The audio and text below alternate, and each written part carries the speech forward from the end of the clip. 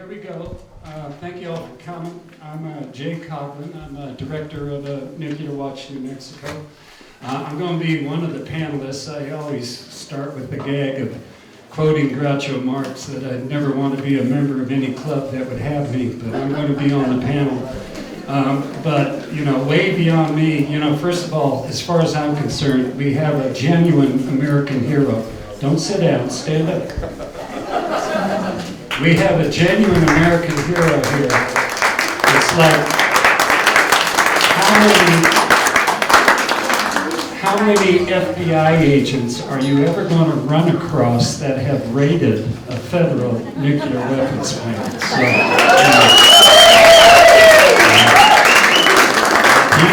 he's the one and only. And in part, what we're going to do tonight is explain why the example of Rocky Flats, both during its operations and then the ongoing, you know, consequences through the years, why it's applicable to right here with Los Alamos Lab. Then another hero of mine is, and where is she? Ah, here we go. Marilia Kelly. And yeah. She's like my sister in this anti-nuclear weapons work, and sometimes I describe her as my doppelganger, you know, and that she works on the Livermore lab, and I work on the Los Alamos lab. And, you know, we started our working relationship arguing about who had the biggest and baddest lab, and I think just on the face of it, I win in terms of money, personnel, et cetera, et cetera. But then she, you know, touche. She wins by pointing out that in large part, Los Alamos is run by Livermore Labs. So she's got the biggest, baddest lab in a lot of ways. And then also got Scott Kovac, my longtime, you know, he's been working with me for a decade at Nuke Watch. So, you know, thanks so much, Scott, for all the work that you do and for putting up with me. And then, so the aforementioned people will all have presentations. We're also going to get 5 minutes from Kevin Camps, if you'd stand up, Kevin. And he's on the road constantly, just over radioactive issues across the country. And he's going to give us a brief update about big radioactive issues here in the state of New Mexico. And then we're going to run a tight ship. I'm going to try to. You can see that we have the temerity to even publish times for speakers. So I got to practice what I preach. But I do want to recognize politicians who are here. The only one I'm aware of right now is Anna Hansen. She's Secretary of County. Is that you, Renee? I'm so sorry. And the first thing I want to say about Renee, I'm not going to say her last name yet because I am so jealous of how beautifully she rolls her R's. And I can't do it. But that is Renee Villarreal, Santa Fe Councilwoman. And thank you so much for coming, both Renee and me. And Nuke Watch has had the privilege of working with them over the years on, you know, various resolutions, both county and city. I also want to recognize activists who have been in the field for a long time. I've already recognized Kevin. I've got Mary Risley here. There she is. She's been doing this. You got arrested up at the Bradbury Museum when? In the late 70s? I did the Bradbury Museum, but twice I did a gun trial. Yeah. So Mary is now part of the Nuke Watch Steering Committee. Ditto for, where's Kathy Sullivan? She got arrested up at the, yeah, Kathy Sullivan. Yeah. I saw Greg Mello here from the study. Yeah. So anyway, you know, activists, I'm not trying to say this out of self-interest, but activists don't get enough recognition. And needless to say, it's grueling work. We're not getting rich, all that stuff. So, you know, here's a moment to recognize activists. Now, I said that I was going to have to practice what I preach and sticking to the schedule, so I'm going to stop for now. This is Kathy Sanchez, who is also an activist. Specifically with Terroir Women United. And, you know, she is born and bred in San Ildefonso. So she's going to open with a invocation with an opening ceremony. So thanks again for y'all coming. Yeah. No photography. Oh, and I was going to lower this for you. That's right.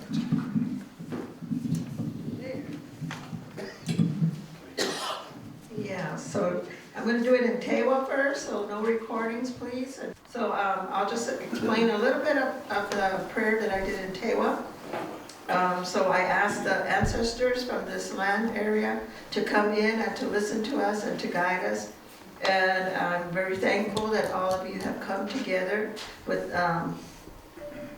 the intent of really making sure that the land, the air, the water, and the peoples, and all the generations to come will have a place to live and be about the loving, caring, sharing, and nurturing of Mother Earth. Mother Earth is made to suffer a lot because of our doings as humans. And so we want to make sure that if we have a gut reaction to something that does not seem right, then it's probably not right. And to question and to honor children that question, or they're asking.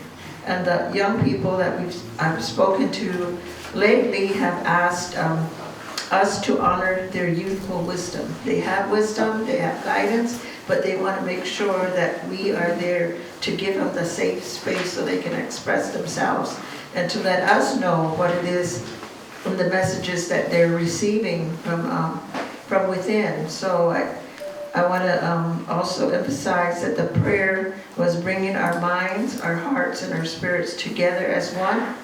And with that said, we are all spirit people. We have all energy within us. And so the sciences and the religions or the spirituality come together in knowing that energy is for life. Energy of the goodness that is placed within our boundaries around here. The multi-dimensional living area space that we do have, that we are spirit, and that spirit can be co-opted and it can be used violently. And that's what we saw when the first bomb was being created here in our sacred mountains, in the Jemez Mountains, is that they took the soul out of the elements and burst it from inside out. And so that released that energy unnaturally and caused a lot of radioactivity or death. And so we, in dealing with the legacy from then, because I grew up in the area, all the way down to my age now, is that 5 generations of my people have been together in sharing information. I knew my great-grandparents, and they shared what their grandparents had shared with them, in the way life was, in the sacredness of unity, of energy, of spirit, of clean air, clean water, and the flora and the fauna, and everyone being together in that reciprocity of living together in a good way. And then from there on, when the war supposedly was going to end because the bomb would stop everything, and yet that legacy has continued from 45, 44, all the way down till now.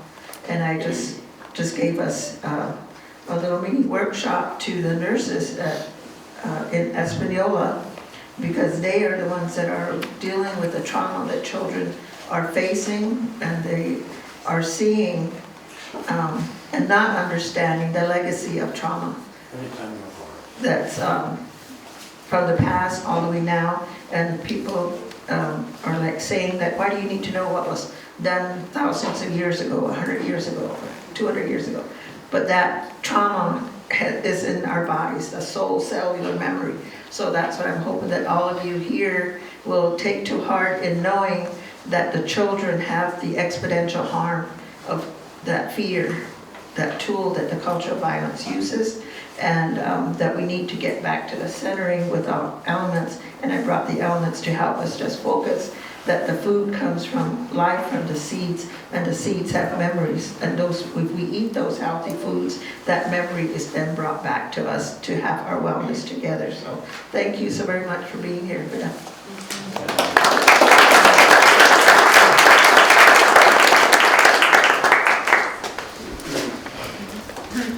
Good job, Kathy. We gained 4 minutes on our schedule, which I'll probably end up blowing. Now, before I bring John up, I want to thank the City of Wood Gallery for allowing us to use this venue.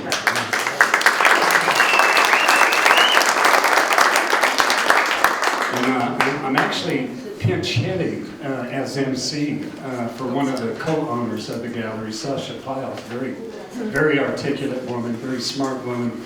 You know, we've known each other. We've been in this work for 35 years. Her partner, Jamie Chase, is acting in her stead. So thank you, Jamie, and thank you for City of Mud for letting us have this little get-together here. So now it's John's time, and you know, I don't know how to not steal, but arrange for more thunder. Again, I say American hero, FBI agent who led the raid against Rocky Flats. If you all don't know about Rocky Flats, go Google the article, "The Day We Almost Lost Denver." And I hope you cover some of that stuff in it. I don't know, I haven't seen John's presentation, but it's truly only by the grace of God, or whatever you want to call it, that downtown Denver, as the megaplex that it is, was not irradiated with plutonium, and mostly due to brave firefighters. But hopefully John touches on that. But again, here's an American hero to speak before you right now.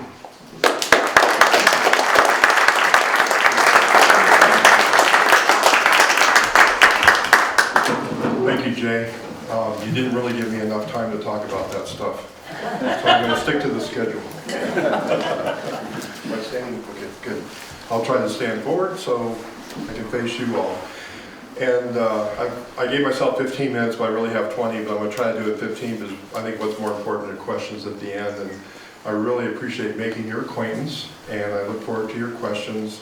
And I love the state and the people. I really do. My wife and I did a 3-month stint in Suzuki and something else called. So we come here at least once a year. And I didn't think I was going to do it this year, but here I am. To start off with a little bit of levity, Jay called me a couple of weeks ago and asked me if I would talk tonight. And I pulled up this NNSA plutonium pit production graphic, and quite frankly, I laughed my ass off. And there's so much to say there, but under the driving forces on the right side, the first thing is plutonium aging. Really?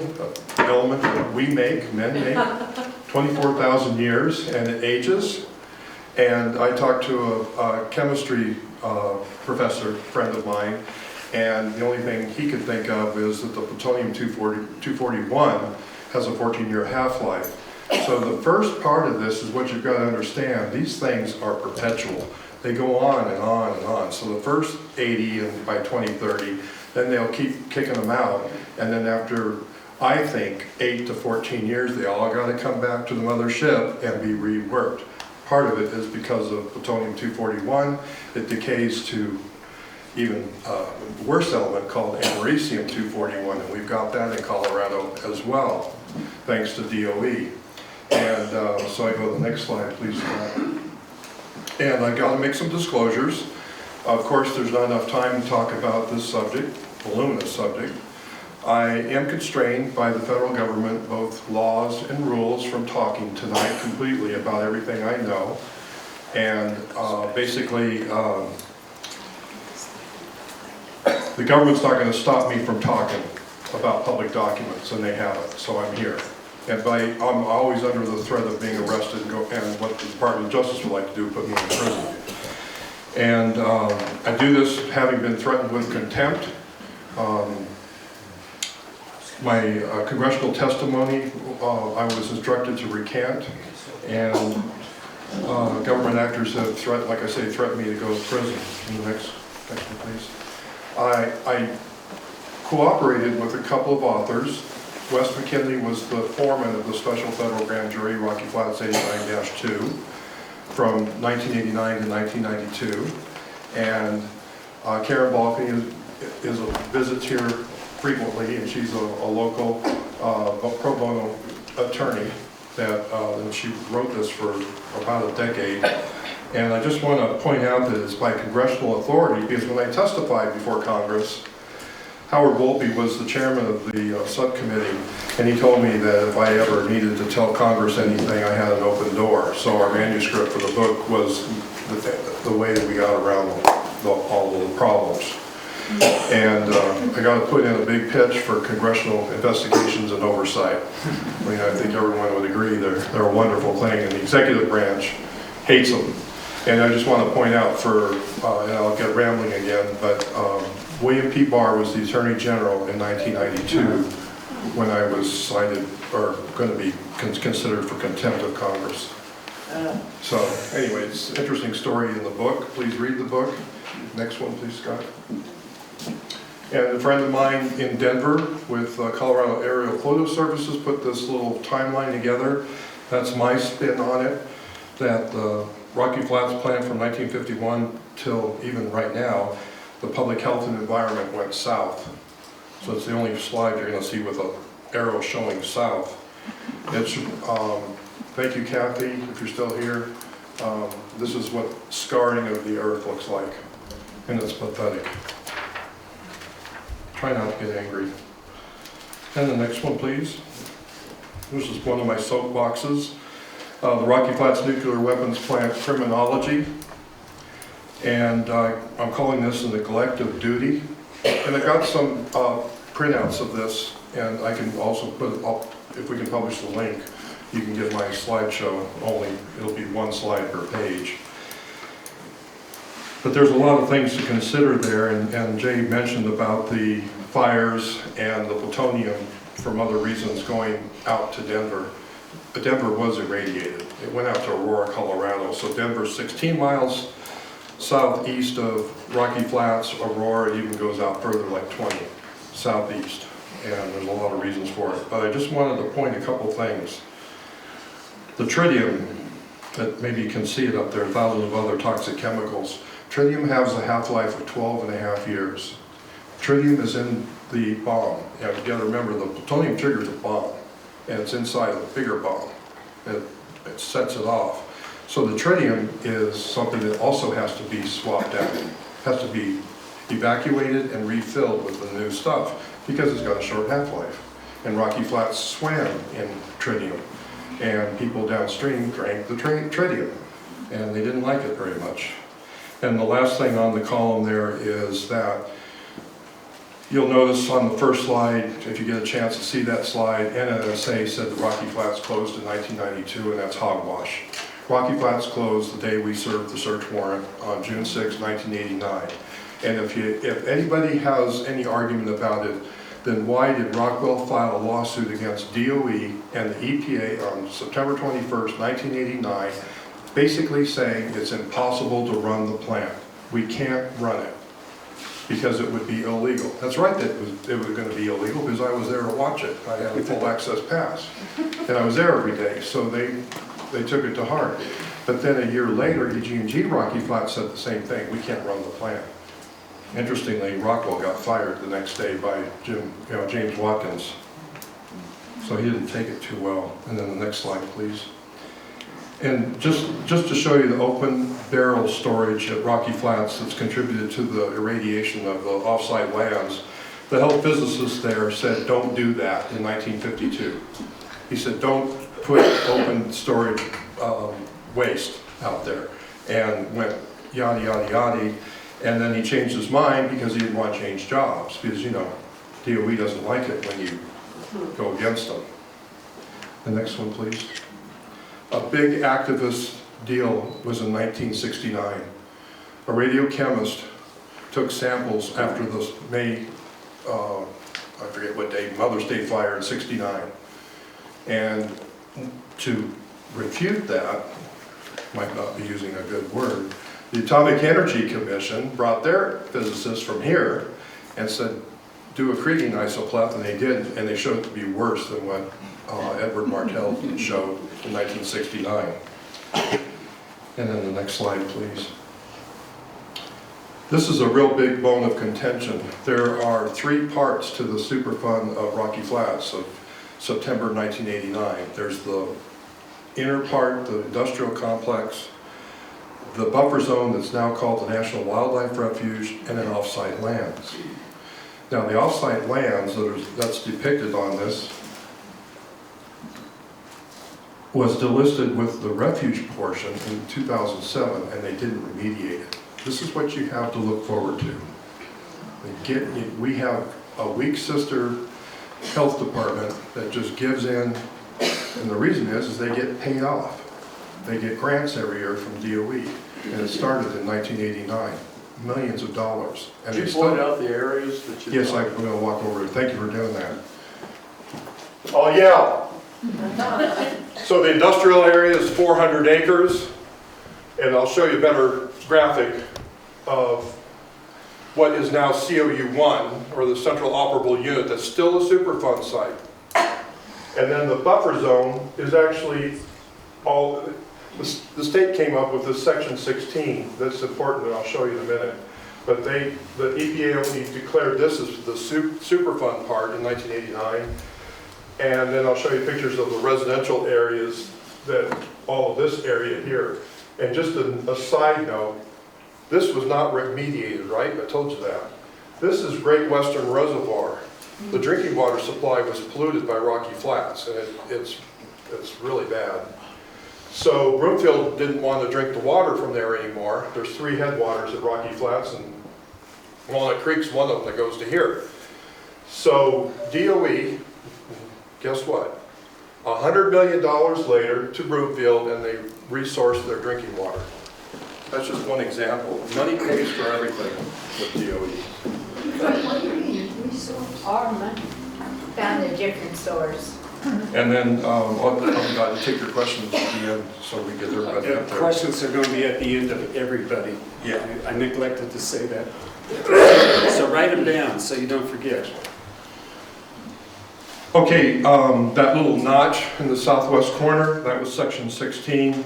These are the pictures from the level 1 investigation by Fish and Wildlife. There was a trade swap or a land swap deal. And it's funny how close that drum there looks like a DOE drum. And there was no radiological testing.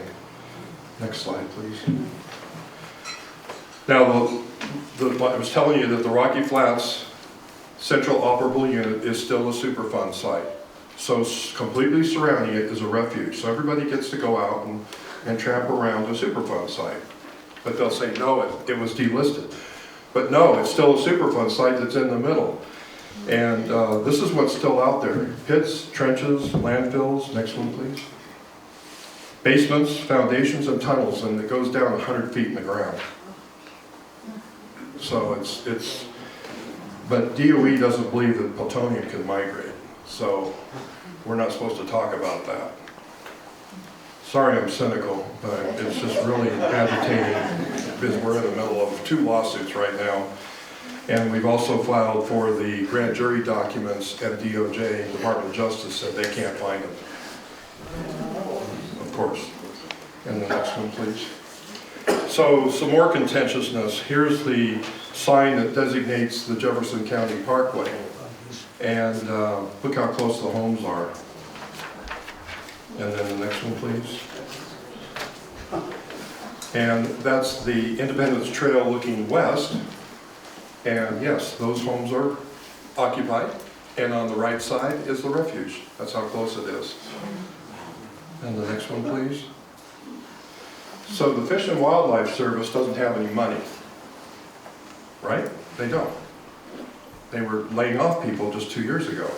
So what happens when a nuclear Superfund site turns into a refuge like Congress did? How do you fund it? DOE.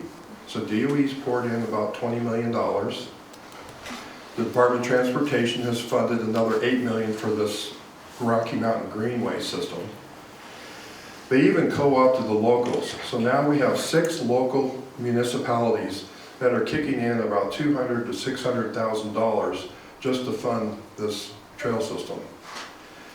And they voted for it with a contingency that they do soil sampling, because we've got 50 activists in our group, and we went to all the hearings.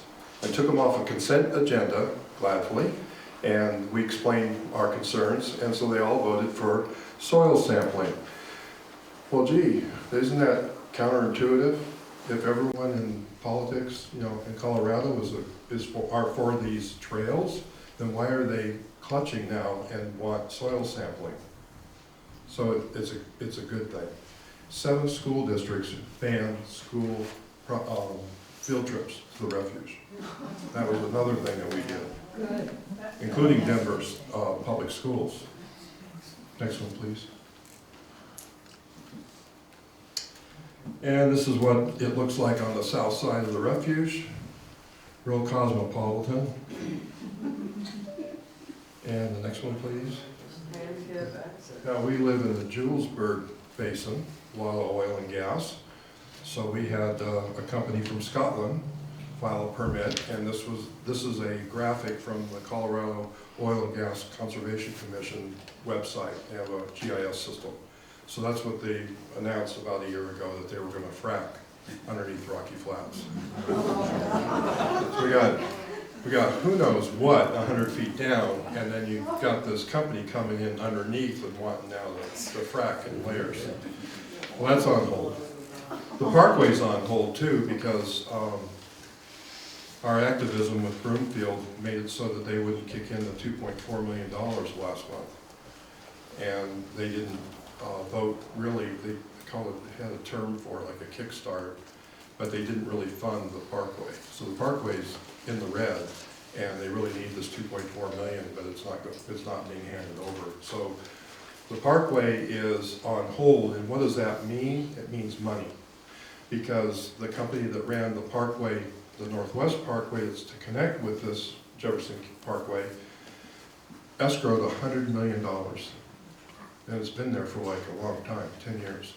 So if Jefferson County, Broomfield County, and the city of Arvada can't build this parkway next year, 2020, then Broomfield and Jeffco lose out on $100 million. And there are some very serious council people on Broomfield that are saying fine. They're concerned about public health for a lot of reasons. Next one, please. I love this. I adopted this from the Snake River Alliance, another Alliance for Nuclear Accountability group up in Idaho. Nuclear waste is not your friend. It's a tragic story about the nuclear workers, and they deserve their unique compensation plan. It's called EEO-ICPA. There's a lot to say about it. I'm somewhat involved in it. DOE makes sure that they can't comply with Department of Labor requests because they can't find paperwork to verify that people work at a certain facility, if you can believe that. That's our DOE, our government. And then I also wrote that US DOE oversight grants to states does not amount to independent verification, and it's MARSOM. And if you haven't heard about MARSOM, you've got to look into it, because you've got a Superfund site, what, 30 miles from here? Nuclear one? DOE, EPA, NRC, DOD all subscribe to multi-agency radiation survey site investigation manual out of ORISC, or Oak Ridge Institute of Science and Education, Knoxville, Tennessee. It's a mouthful, so it's just easier to say independent verification. So John, 5 minutes, if you can. I don't want to do. Thanks. And risk assessment should not be guesswork. I call them structured, subjective, qualified science projects. ResRad is the medium that our state used, the EPA used, to consider the critical or comprehensive risk analysis at Rocky Flats. I'm talking about Rocky Flats, so hopefully you understand that. And it's a travesty. Just think of it. I showed you the timeline, and this is just one example. So Rocky Flats polluted from 1952 to at least 1989, right? If you trust me. Well, the comprehensive risk analysis that was employed by the EPA and the Colorado Department of Health, they all decided with DOE that they wouldn't consider any sampling data sets before June 28, 1991. So they had to redo all of these things. And the point of it is that if you happen to see one of the MOPEs or the government actors say, Rocky Flats is the most studied site in the whole world, we have millions of data sets, I raised my hand and I said, wait a minute. How many data sets do you have after June 27th, 1991? We'll get back to you. Well, the state guy got back to me, about 400,000. So there aren't all these millions of data sets, but this is what you have to do. You have to catch them out. And then you've got to hold on, and then you get drug. Next one, please.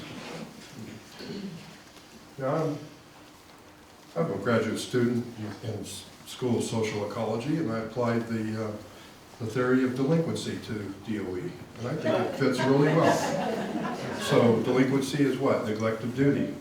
So DOE denies responsibility. They always put they try to put the Atomic Energy Act above RCRA, CERCLA, and NEPA.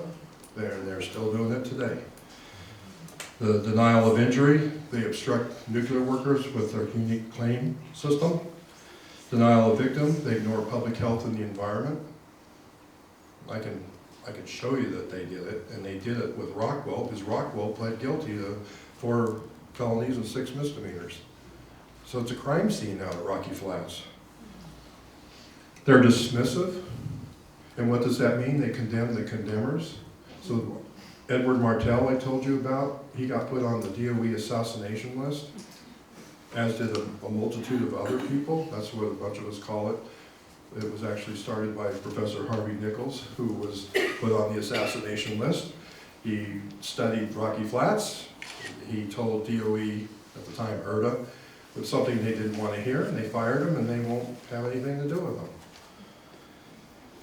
And then, of course, the Department of Energy appeals to higher loyalties, like their contract operators. So when the Cook case in Colorado, involving the off-site residences around Rocky Flats, the suit was filed January of 1990. It went to trial in 2005, and the settlement was in 2016 for $375 million. So 15,000 residents split this money. DOE paid the $100 million in legal fees, and they went crying to the president, Obama, and asked for the 375, and they got it. And it didn't come out of their budget, and I think it should have. I think if they're going to be wasteful, then it ought to come out of their budget. That's how I would handle it. I'm not in charge of that. But anyway, really appreciate the opportunity to be here. I'm just excited. And my last slide is, I have many thanks. I really do. And I only hope the best for you, and I'll be around. So, let's talk to the next one.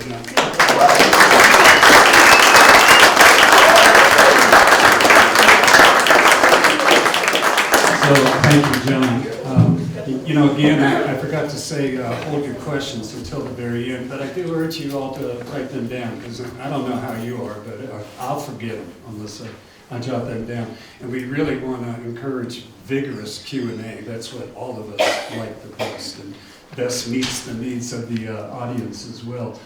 2 real fast things on Rocky Flats, since John wasn't able to cover it. If you want to know what it was like to grow up near and work in Rocky Flats, I strongly recommend a book called Full Body Burden by Kristen Everson. It's just a really excellent book, and both to grow up by it and to work at Rocky Flats. And then John mentioned the Mother's Day 1969 fire.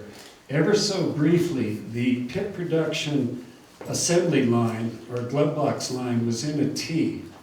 And overnight, a fire broke out at the base of the T. At the end of the shift on the previous day, technicians, by mistake, left a lead shield in one arm of the T. That was by mistake, because they were doing maintenance on it. So when the fire broke out, for one thing, it couldn't go down one side of the T. The other amazing thing that happened when the fire was out and the fire truck came, this fire truck and the crew assembled in a certain spot, and then they realized that they should move. And they were somewhat panicky, but when they moved with the fire truck, their back bumper hooked on the guy line to a power pole, pulled it over, thereby cutting off the power to the fan in the glove box line that was powering the fire.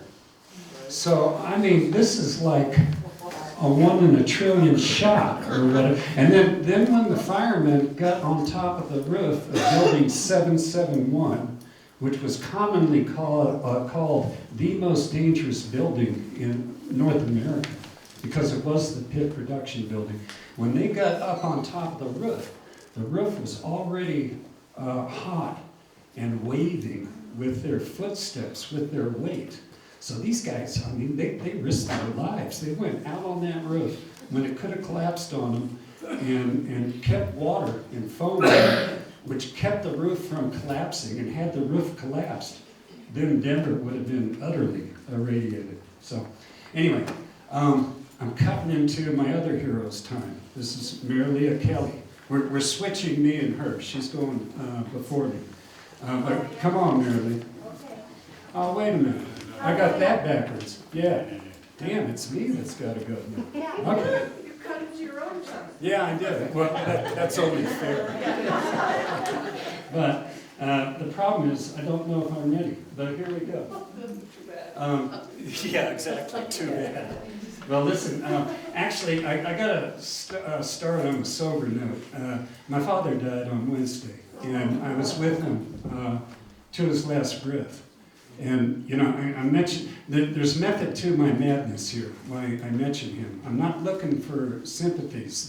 There's a reason why I'm mentioning him. And, you know, first of all, he was career Army. And after he got out of West Point in 1949, he went directly to Korea as a combat paratrooper. And, you know, tough guy. Made 2 combat jumps in Korea. In the 50s, this is where it starts being relevant to my presentation, he had to make a career choice. You know, he was artillery. And was he going to stay conventional artillery, or was he going to go nuclear artillery? And he made the personal or the career choice to stay conventional artillery. But he's noted to me many, many times that many of his Army colleagues that chose to go into the nuclear artillery came down with leukemias. So he knows a number of guys, again, came down with leukemias. Now, where this really gets more relevant to this discussion was in 1972 and 1973. I'd already left my family by then, but they were stationed outside of Heidelberg, Germany, and he was operations officer for NATO and U.S. forces in Europe at that time. And he told me that he opened up, so he was the guy who was supposed to implement the war plan when the Soviet tanks came through the Fulda Gap. And so he told me this about 4 or 5 years ago, that, you know, when he's coming onto the job and he's opening up these highly classified war plans, and I'm quoting him, he goes, "Holy shit, we're supposed to blow up 20 Davy Crockett's across West Germany." And the Davy Crockett is a small, in some cases it was a tripod mounted, it was almost like a bazooka with a low yield warhead. I don't remember what the yield was, but small, you know, on the order of 3 kilotons, where in comparison, Hiroshima and Nagasaki were roughly around 16. But still, you're supposed to blow off 20 of these mini nukes across West Germany in order to save West Germany. And my father said he was utterly shocked. And, you know, he was a professional to the max in artillery. And, you know, sometimes it would be all I would hear about. But for example, he was artillery instructor for a couple of years at West Point.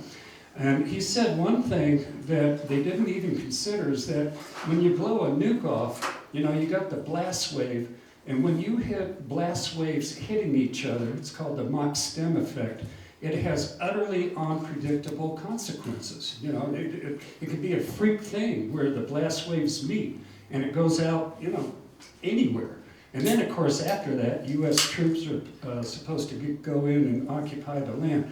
So to make a long story short, My father, as a professional Army officer, did not like nukes. He did not see military utility to them, and further, based on his own experience, thought that the nuclear war plans were absolutely nuts, insane. So that's why mentioning my father, and he was a fine, fine man, but that's why mentioning my father in this talk is relevant today. And he really does not like nukes, nor do we. So let's get rid of them eventually. Now moving right along, and to you, Dick. For all the fluff that you hear about Los Alamos, and what was in the newspaper last week? I forget, but you hear about their research on AIDS, you hear about their astrophysics, you hear about this, you hear about that. Their little newsletter is truly fluff, but don't be fooled. This is an internal slide. This is what Los Alamos is all about. So let's just be clear on the subject. Right now, we've got a $1.7 trillion modernization program. I'm going to put modernization in quotes, program going on. What it really is a nukes forever program. That's what it really is. And it's a complete makeover, first of all, of the nuclear weapons stockpile. Every warhead in the planned stockpile is going to be rebuilt, and in some cases, there's these so-called life extension programs that are becoming more aggressive as time goes on, and they are really pushing the boundaries to where they're really becoming completely new designs. But in every case, when they rebuild an existing weapon or going to be building new weapons, they're going to have new military capabilities. And, remind you of the obvious, this is some 30 years after the end of the Cold War. So again, it's nukes forever with new military capabilities. It is also completely new heavy bombers. The new ones will be stealth, possibly unmanned, by the way. This is to replace the B-52s. There's going to be new intercontinental ballistic missiles, new cruise missiles, and completely new strategic subs. And Marilee is going to touch upon more of this and some of the costs and all that stuff. But anyway, it's the complete makeover. 30 years, nukes forever, 30 years after the end of the Cold War. I want to briefly get to deterrence. And, and as I made obvious, I was a military kid from the get-go. And I certainly grew up believing in the proclaimed policy of deterrence. And through my work, I'm not going to say that that's completely false, but it is largely false. Instead of just deterrence, what we actually have is nuclear warfighting capability. And, I'm not crazy about Ronald Reagan, but there's a couple of great quotes from him, trust but verify. I love that one. The other one I love is, a nuclear war can never be won. And he came to recognize that. And he came close to signing a treaty with Mikhail Gorbachev in 1988, getting rid of nukes. But it was the lies that Livermore Lab fed to Reagan over Star Wars that prevented that from happening. Now, I went off on a little bit of a tangent, but I'm reiterating the fact that, at least I and all of you have heard that the reason that we have our nuclear weapons stockpile is to deter others. That is far from the complete truth. We have thousands of weapons for the purpose of waging a nuclear war. How do I prove that? It takes only a couple of hundred weapons for genuine deterrence. To hold cities at risk, as abhorrent as that is. But I think I got my point across. The real policy is not deterrence, it's about fighting a nuclear war, and that's in the high-level Department of Defense documents. So next. So again, it's having this nuclear war fighting capability that is driving the need for expanded kit production. That's why I wanted to mention that overall overarching policy matter. And, you know, I think everybody here is going to be more or less familiar with a pit. You know, how familiar am I? Well, the details are classified, so, you know, ultimately I'm not that familiar. I went to Russia once with a translated fact sheet. Pit got mistranslated as being a pit or like a hole in the ground. So I had a very puzzled Russian audience. It's not that, it's like the pit of a peach, it's like the core. Relatively small for the impact it has, you know, roughly a softball, 3 to 4 kilograms perhaps. Its center is hollow because tritium is injected just before detonation to boost the pit. The primary purpose of a pit in modern weapons is to be the first stage or the primary. It fissions. Radiation is transported to the secondary, which begins nuclear fusion, and which puts the H in H bomb. So that's essentially what a pit is. It is, you know, pun intended, this is an easy pun, it is the critical component in a nuclear weapon. It has also been the choke point of resumed industrial scale nuclear weapons production in the US ever since John shut down Rocky Flats. So, okay, next slide, please. I get into why expanded pit production is not necessary. A point I can't stress enough, there is zero production scheduled to maintain the safety and reliability of the existing stockpile. It's all about future speculative new design weapons. There's already 20,000 up to 20,000 existing pits at the Pantex plant outside of Amarillo, Texas. Independent studies have concluded that pits last at least a century. One good thing Marilia got Livermore Lab to do was Livermore came out saying that plutonium ages gracefully for at least 150 years. John has alluded to why. Plutonium-239, the isotope used in weapons, has a half-life of 24,000 years. You know, it has a long half-life. That's the fundamental reason of physics why pits are essentially stable. Then what I want to get into, what I want you to understand now are the shifting rationales for expanded pit production. Is a little bit more than a decade ago, it was all about so-called reliable replacement warheads. Well, we activists, I want y'all to know we got a couple big notches on our pistol that y'all don't know about. But, you know, we screwed the reliable replacement warhead back more than a decade ago, and Congress rejected funding for it. So that stopped the drive for expanded pit production at that time. More recently, and just in December 2018, NNSA announced in an obscure report that Marilia and I lobbied Congress for, by the way, but in an obscure report canceling the interoperable warhead. Interoperable because it was supposed to operate on both Navy ballistic missiles and Air Force ballistic missiles, but we screwed that one too. And you know, one thing, I'm being a little bit blunt in my language, but you know, commonly I run across attitudes of, oh, what you can do. Well, what can one do? Well, my answer is you can do a lot if you get off your butt. You'd be surprised how much you can get done if you do this work, if you get in the trenches, if you go to Congress. I'm very surprised the stuff, I'm extremely surprised the stuff that I've pulled off. It's a complete surprise to me.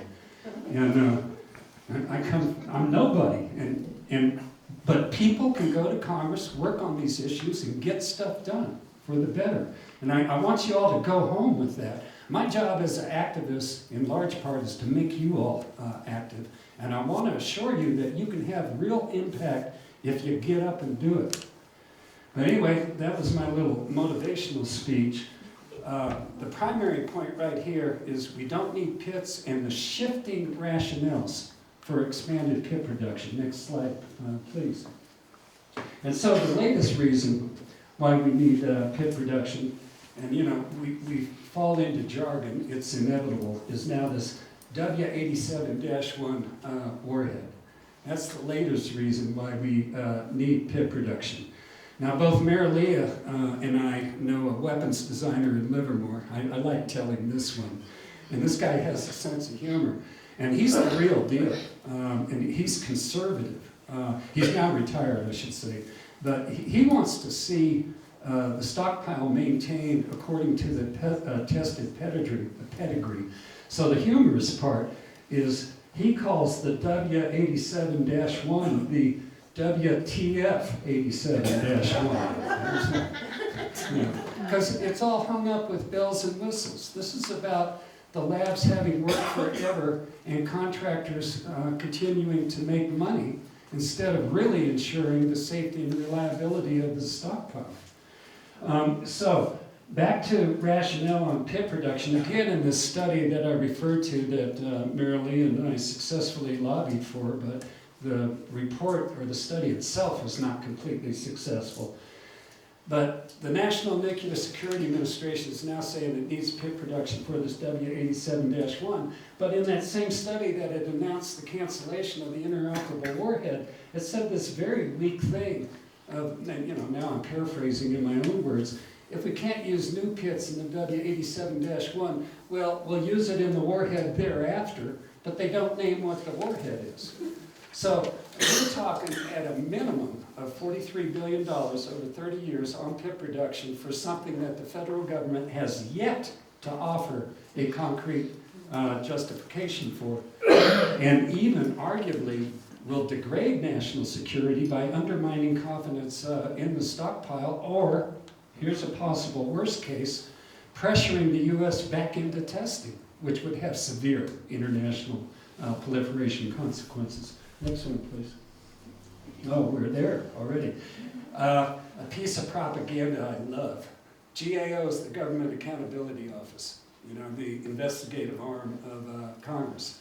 The Department of Energy, which is the NNSA's parent department, has the singular distinction of being on the GAO's high-risk list for project mismanagement ever since that list was conceived for 27 consecutive years. Yeah, it's just crazy.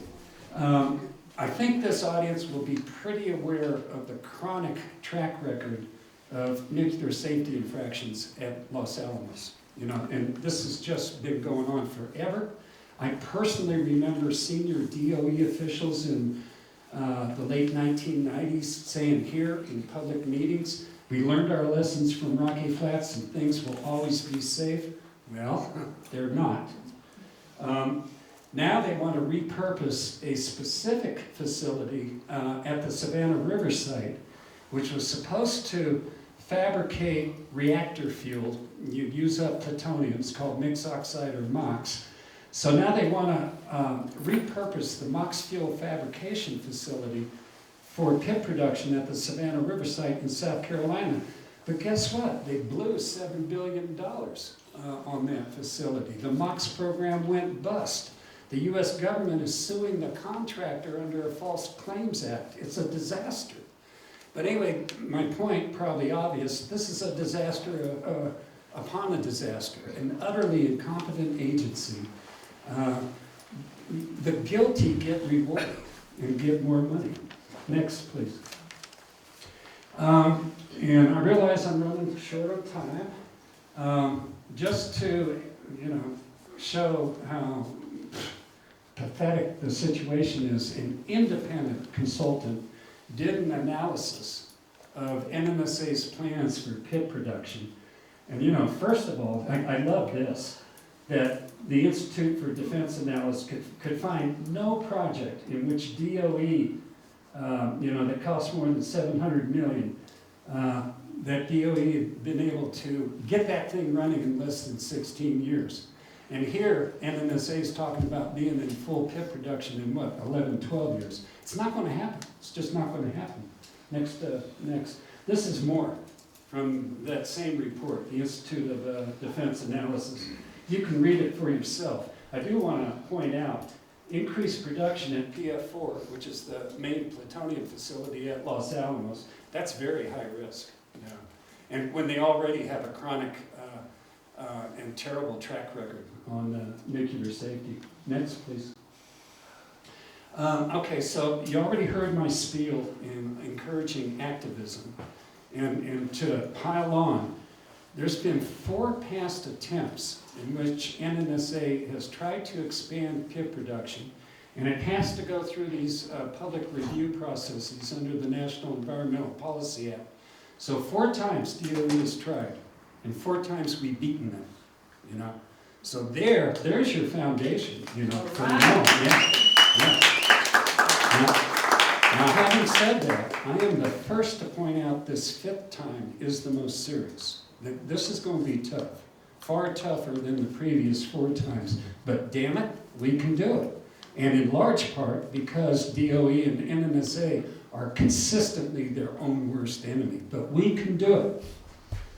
Also, I want to point out that there is an existing court order from 1998 that says, that stipulates, I'm a wannabe lawyer, I love throwing around words like stipulate. Oh yeah, that makes me feel good.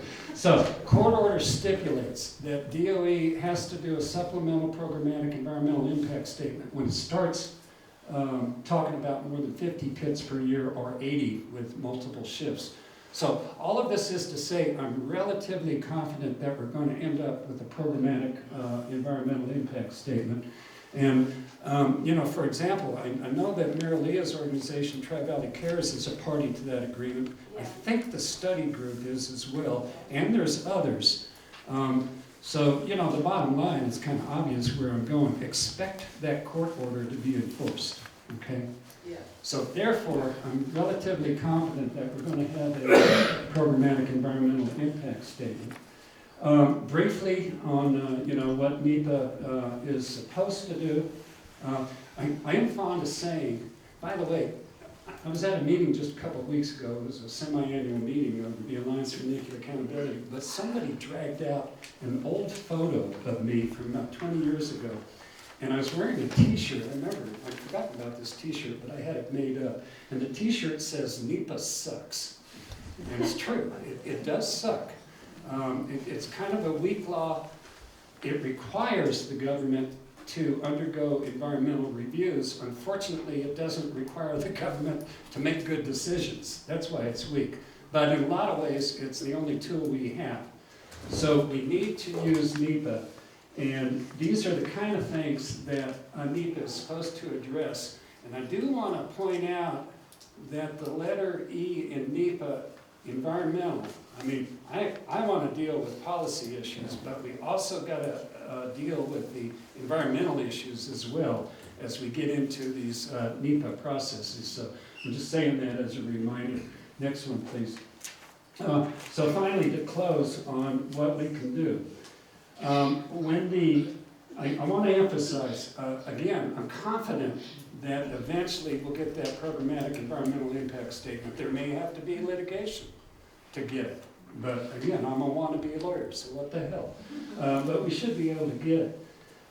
When we get it, I'm expressing my personal opinion, but I hope that everybody here would see fit to try and make that programmatic environmental impact statement a public referendum, first of all, well, obviously on expanded PIP reduction, but building from that on the $1.7 trillion modernization program, and even overarching above that, the escalating global nuclear arms race, which none of us have really touched on yet, but it's happening, you know. Shades of my childhood, we're back in a nuclear arms race. And then finally, on the New Mexico congressional delegation, they do not have a great history in our issues, suffice it to say. And I commonly say that our 2 senators are really pretty excellent on everything except my issues or our issues. They just won't stand in the way of anything. I shouldn't say anything. This is a general statement. But if it involves increased appropriations for Sandia and Los Alamos labs, they're pretty much going to favor it. And, you know, on a funny story, I once saw Tom Udall in the parking lot of Trader Joe's right over here. And, you know, we know each other. I walked up to him, and before I even said a thing, he goes, I'm not for every nuclear weapons program, unlike you think. But you know, unfortunately, that's essentially what's happening. You know, this pretty liberal congressional delegation that I think is generally pretty good on everything, they're downright bad on our issues. And you know, this is kind of a plea. They need to start getting more pushback. And we got to start, you know, from what we have. Our toolbox is limited, but you'd be surprised how letters to the editor work. And I can tell you for a fact, I've been in Washington meeting with congressional staff, and they will go, "Oh yeah, we saw that letter to the editor today in the New Mexican." They read that stuff. And you know, if you have 3 or 4 letters to the editor on the same general subject, then it's a trend, you know. And they look at it. So, you know, all this stuff may seem somewhat picayune or hopeless, but letters to the editor, op-eds, you know, what has to be known, there has to be visible opposition. And with the lack of it, we just get creamed. So start in the simple steps and build from there. It can happen. And then on a self-interested note, flagrantly self-interested, you can always support your local watchdog organization. So next, and I think that's it. And I didn't do that bad on time.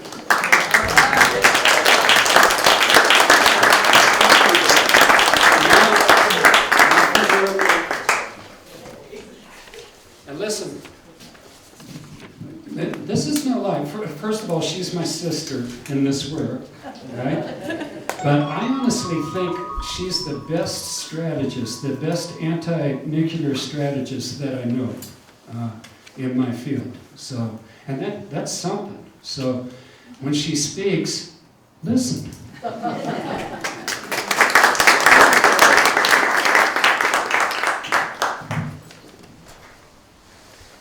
I may be going back and forth between a couple of different things here.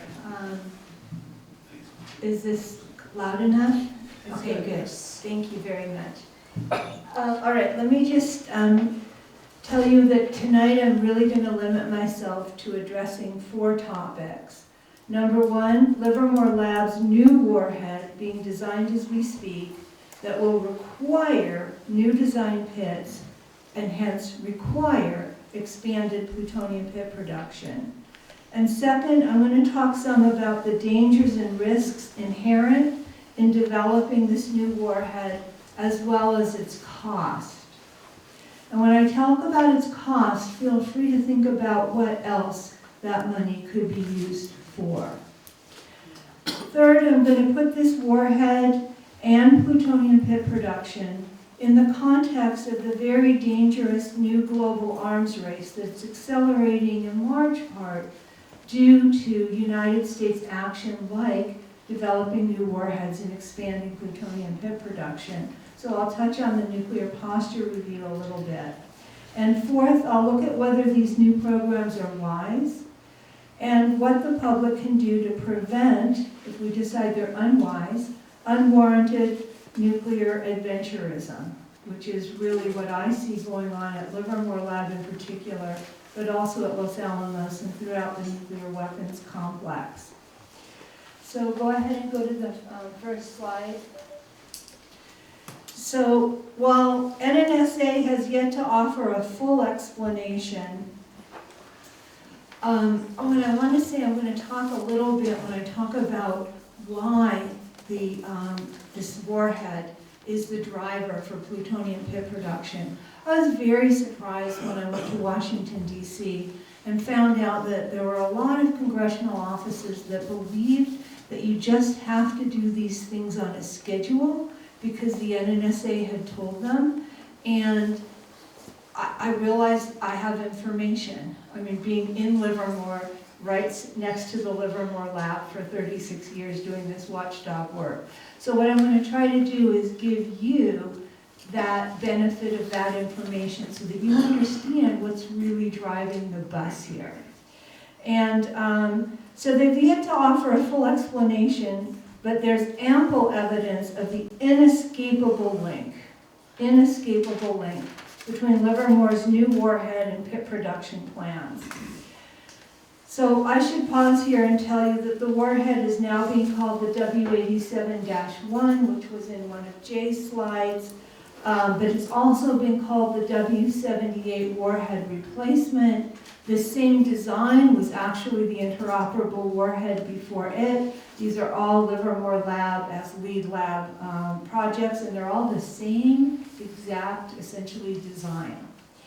And so sometimes I'm going to talk about it as the 78 replacement when I quote things, and sometimes I'll talk about it as the W87-1 when I quote things. NNSA is being really confusing here deliberately. It's the same warhead. And it sits atop ICBMs. That's important to know. This is land-based. This is the Air Force's weapon. So on the slide behind me, there's a quote. The Exchange Monitor is a technical publication in Washington, D.C., and I noticed last summer they just came right out and said that the 80 a year that NNSA plans to produce by 2030 and beyond are all for the W87-1 style warheads that will top the ground-based strategic deterrent missiles. I'm also going to quote from the GAO report. Let me see if I have to pull out my report, or if I can just, I'm going to pull out my report and show you. These reports are really important. I have a lot of complaints about the United States, but I have to tell you that our accessibility to documents is actually quite good if we take advantage of it. And the Government Accountability Office, as you heard, is the investigative arm of Congress, and they did this report called NNSA has taken steps to prepare to restart a program to replace the W78 warhead capability. And on page 20, this is a quote. Remember, this is a government document that I'm quoting. NNSA officials told us, the GAO, that they will need both the Los Alamos and Savannah River site pit production capabilities to meet anticipated pit requirements for the W78 replacement program and for future warhead programs. So number one, they drew the line for us. This is the driver. And number two, I want to talk for a second about future warhead programs. And I want to make the point that if NNSA is allowed to expand plutonium pit production, it will not only enable this new weapon that Livermore is designing today, but it will enable a whole new stream of new design nuclear weapons into the future. And when you think about the fact that we are entering a new arms race, think about the role that pit production plays and how important it is to stop it here and everywhere. Also, I would note the same GAO report in the summary. I love graphs. It has a graph showing that the first production unit for Livermore's new warhead is supposed to come off the production line in 2030. As you saw from Jay's slides, when is the first new pit supposed to come off the production line? 2030. The driver is a new warhead. The question is, does the United States need a brand new nuclear warhead? No. So let's go to the next slide. Okay, here I simply want to highlight NNSA's preliminary life cycle cost estimate for its preferred pit production plans are $42.6 billion with a B.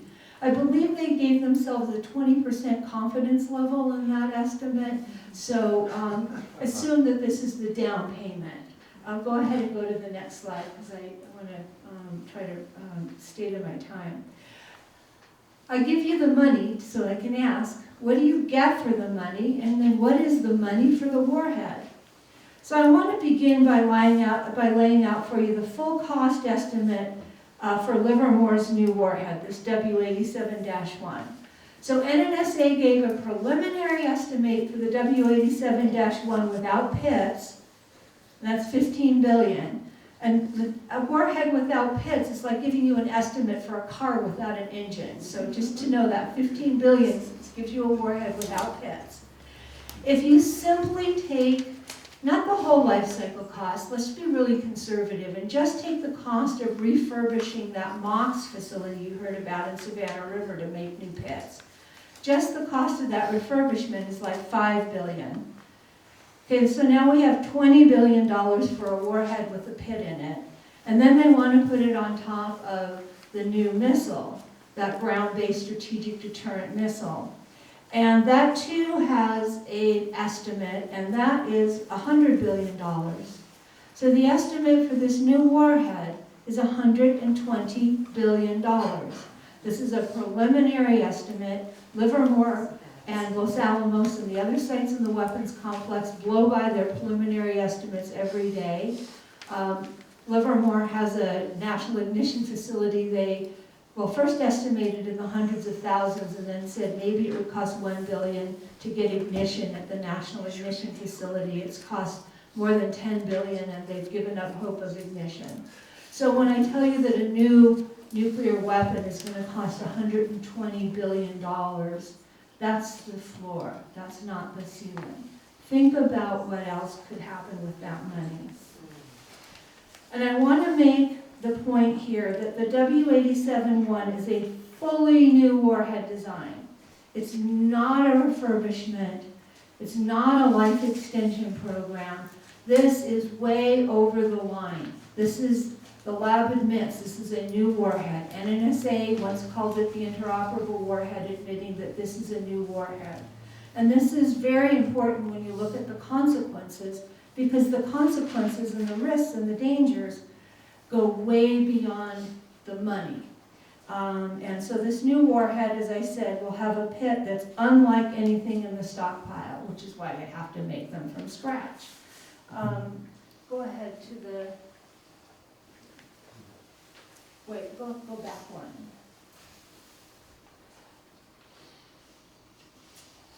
I do want to make the point, just in case when you read it, about scientific uncertainty here. So you've got a new warhead, you've got a new pit, you can't explosively test it in Nevada. I'm going to talk a little bit more about that in the next slide, but we haven't blown things up full scale underground in Nevada since 1992. And if you blow up a pit in order to test it fully, obviously that's a nuclear weapons test. And so scientific uncertainty is what the weapons designers call it when you're putting things together in configurations that have never been tested before, have never been tested together before. And that's going to, I hear, cause certification problems. It may cause some other problems once it's in the arsenal, if it's put in the arsenal. Senior weapons lab designer that I spoke with extensively about this calls the W87-1 a mashup. He uses words like risky. He says the fact that they're going forward with it is a scandal. That was his word. So the older, more conservative weapons designers are recognizing the risk that we're taking. I think it's the younger, more ambitious ones that, they want something new with their name on it. Go ahead to go to the next slide. I'm going to read from it in a minute. But before I do, I want to ask a question. So how new is this weapon? So the Government Accountability Report on page 16, this report, has a really cool chart. And it shows 126 distinct new technologies being pursued for this warhead. 126 of one, which the pits are one, distinct new technologies being pursued. So to understand the graph, you need to know there are 9 technical readiness phases. So to put something into the stockpile, it has to be technical readiness 9. Guess how far along the spectrum they are in technical readiness for this warhead. Some of these technologies are technical readiness 1, level 1. Some are technical readiness level 2.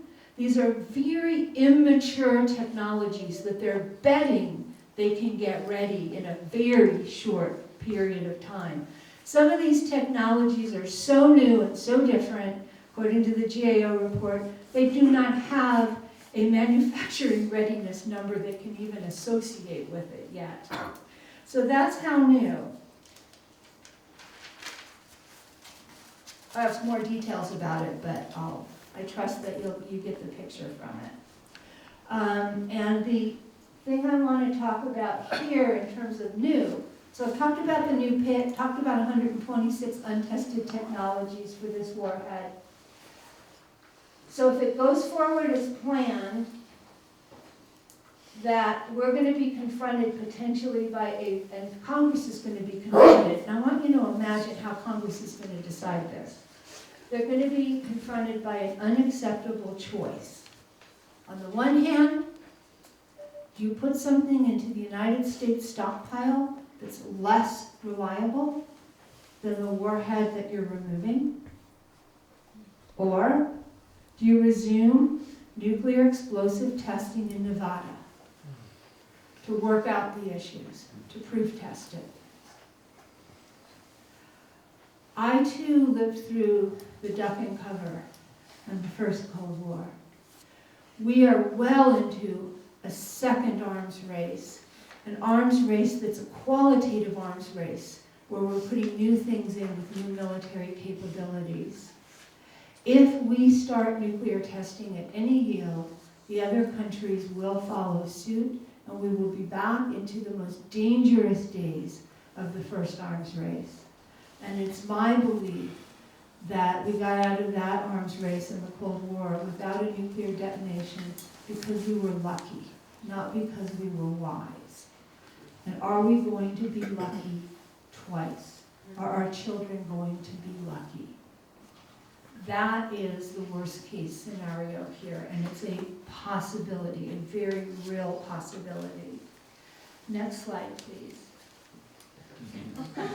Speaking of the first, you got, I'm sure that the older people my age in the audience understand the Stanley Kubrick and how I stopped worrying and started loving the Bond reference.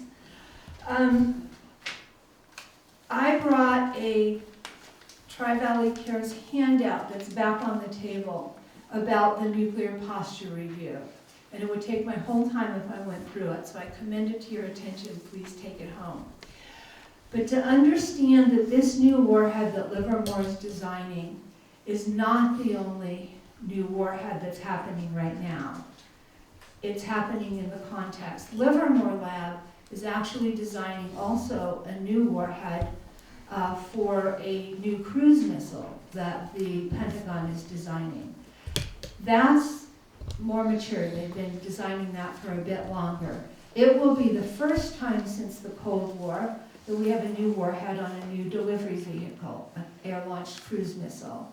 And by the way, our former Secretary of Defense, William Perry, former Assistant Secretary of Defense for Nuclear, Chemical, and Biological Weapons, Andy Weber, have written op-eds and have said that this warhead and this delivery vehicle will be particularly disabling, in part because the United States uses conventional cruise missiles and they will look the same. So if a country detects one coming, the country will not know for sure if we develop this, whether it is nuclear tipped or conventional, and it opens the possibility of a nuclear exchange by miscalculation.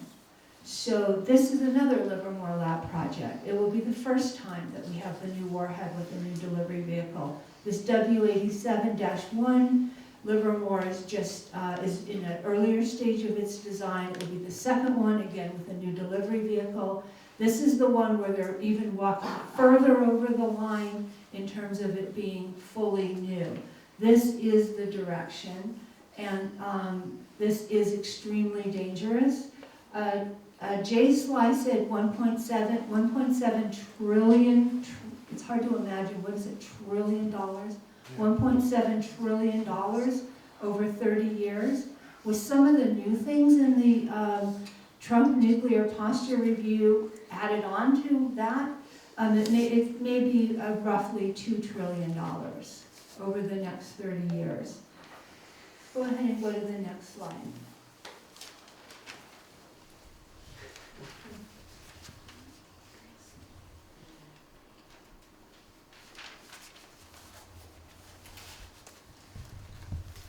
So I want to stop here a moment and take a look, as we're talking about, do we go forward with plutonium pit production and why, and all of that, and its wisdom.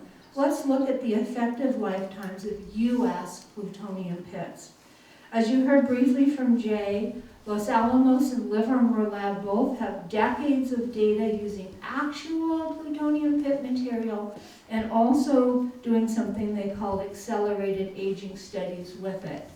And the Jason, an independent scientific group, was asked by Congress to review data and produce a report in 2007. They said that the effective pit lifetimes were 85 to 100 or more years at a minimum, and they specifically said they weren't placing a maximum age because they weren't seeing a sort of an endpoint where suddenly things began to age.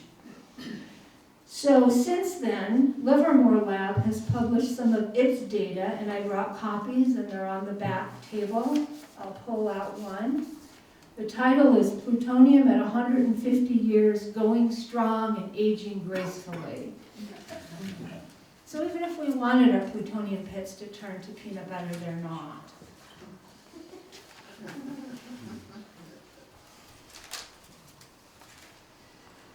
So that study came out in December of 2012, so it's 5+ years more recent than the Jason study and shows us what some of the more recent data is. The Jason is presently conducting an update of its study.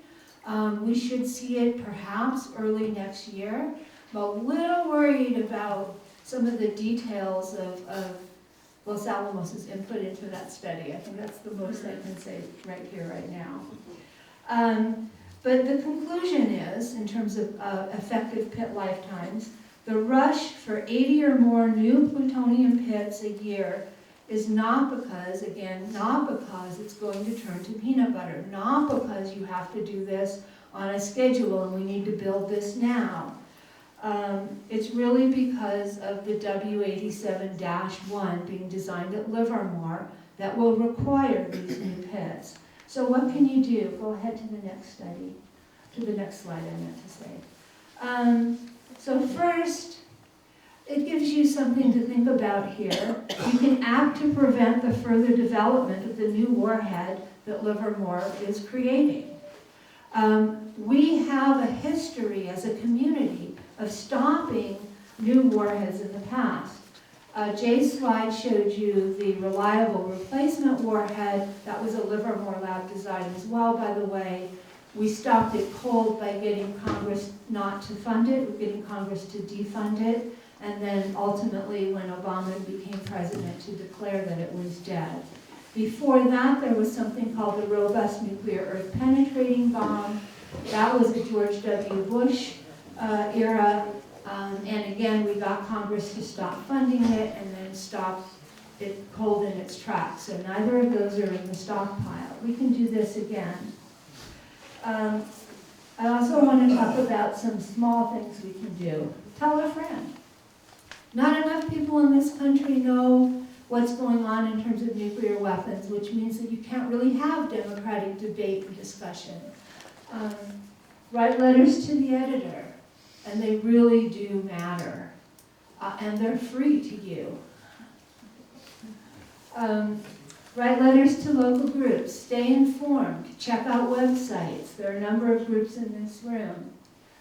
Reinvigorate your activism. If there will be some processes under the National Environmental Policy Act, and we hope a full programmatic environmental impact statement. All of our groups will tell you when the public comment periods come up. Send in a public comment. It's the collective public comment that creates the national referendum on the project. There was one point on a programmatic EIS called Complex Transformation. We got more than 100,000 comments in nationally. And much of the program in that that they were planning did not go forward, in part because of that. So also do that creative thing that you've been meaning to do. Some of you are artists, some of you may be poets, some of you may be physicists. Do that thing that occurs to you to do. There's only one wrong thing to do, and that's nothing. Thank you.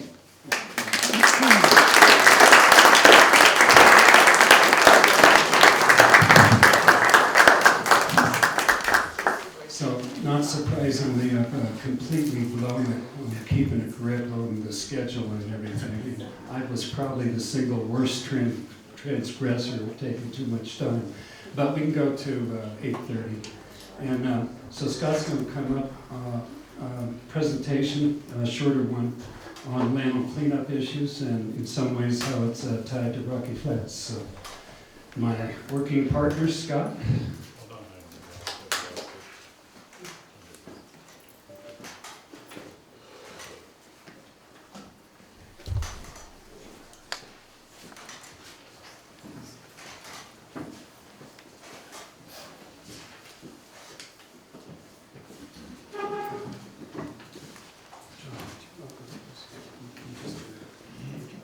Thanks, everyone.